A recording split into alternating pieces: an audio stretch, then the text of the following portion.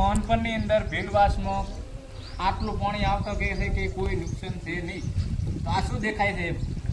આ નુકસાન નથી દેખાતું. પાણી આવવાથી આ મકાન અમુક પડી ગયા છે. આ થોડાક કે હવે આ રહેવાનો પાણીમાં મહિના ચેડ ફટ જીન પડી જાય એમ છે. પાણી નેઠે ચેડ પાણી 6 મહિના નેઠે એમ નથી રહેવું જ છો. તંબુ વાળીને બારે બેઠા છે. કોઈ સંભાળ લેતું નથી.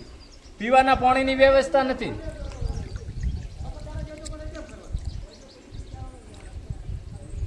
આ બધા હાલ બહાર નીકળી ગયા છે. બહુ પાણી આવી ગયું છે અમારા ભીલવાસની અંદર. ખૂબ જ પાણી છે. રોકાશું અમે. મેણિયામાં તો બળી જવાય છે. તાપ પડે. ખૂબ જ પાણી આવી ગયું છે ભીલવાસમાં. દેખો તો ખરી. ઓહો, અમારા અરુણભાઈ થોડું લાઈવ ડિજિટલ ચાલુ છે. કોઈ એક્શન આવી જ નથી લેવામાં. કોઈ પણ આ અમારા કાર્યવાહી થઈ જ નથી. સરકારી કોઈ પણ અધિકૃત લાભ પણ નથી મળ્યો. અને આટલું પાણી ભરાઈ જાય છે તો પંચાયત એવું કહે છે કે હજી સુધી કોઈ મતલબ એવું કહે છે કોઈ નુકસાન જ નથી. આનાથી પછી કેવું નુકસાન હોય? આની અંદર રહેવું તો કેવી રીતે રહેવું? ગમે ત્યારે આ એક દાડો શંકરભાઈએ થોડેક પેકેટ ને એવું પકાડ્યું છે. શંકરભાઈએ થોડોક ખાવા પીવાનું પેકેટ 2 દિવસ પકાડ્યો. બાકી ઈ કેડનું તો કોઈ સહાય આવી નથી.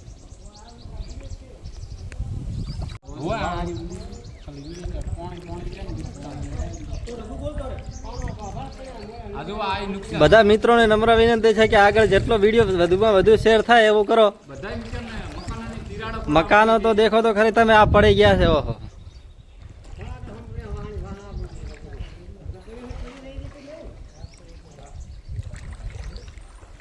દેખો તો ખરી મકાન આખા પડી ગયા છે.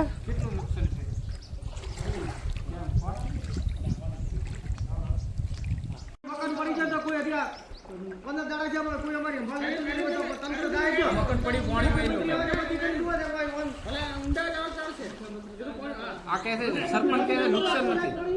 તલાટી બેન કહે આ નુકસાન નથી ભીલવાસમાં. આ દેખો આ પાણી કેટલું હોય. આ બધા આ પાણી દેખી લો. આ દેખો તો ખરી તમે પાણી સાહેબ. કેટલું પાણી આવી ગયું છે. ઓહો હો. આ અમારા ઘર છે બધા ભીલવાસના. તલાટી બેન કહે છે કે કોઈ બગાડ નથી.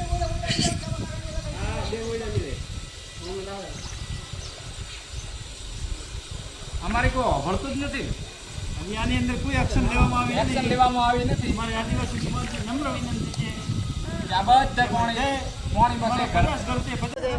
અમારા ભીલવાસની અંદરમાં લગભગ 5 થી 6 ફૂટનું પાણી છે. અને ઘર સહિત બધા પડી ગયા, પાણીમાં ડૂબાઈ ગયેલા છે. અને કોઈ અમારું સરકાર સંભાળ લેતું નથી. ગામના આગેવાન છે તે પણ કોઈ સંભાળ લેતું નથી. અને અમારે હાવ અંદરમાં કોઈ ખાવા પીવા નથી, ખેતીવાડી નથી, ભૂખ મરો છે. પણ અમારું સરકાર કોઈ અમારું નિર્ણય લેતું જ નથી.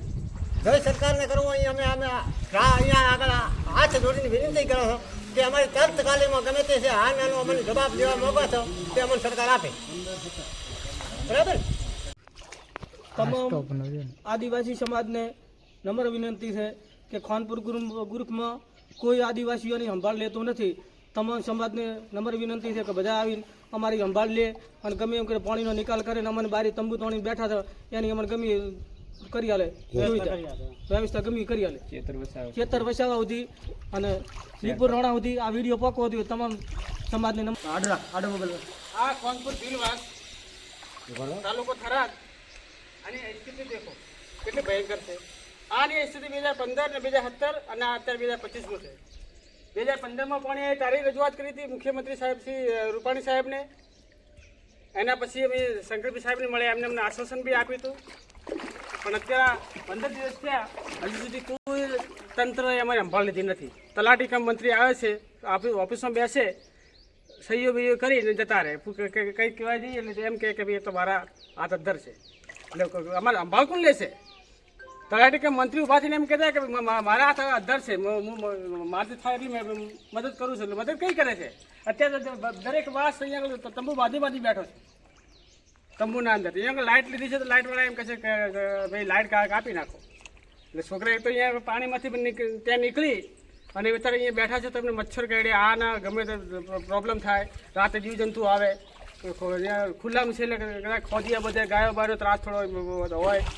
એ બધું એવી પરિસ્થિતિ ભયંકર છે. એટલે મારી તો એટલી નમ્ર વિનંતી તંત્રની આમાં આપણે આદિવાસી સમાજની બધાને એટલી નમ્ર વિનંતી કે બધા ભેગા થઈ અને આ સાથ સહકાર આપો તો ખાનપુરને કંઈક મદદ મળે. આદિવાસી અમારે કોઈ આશરો નથી.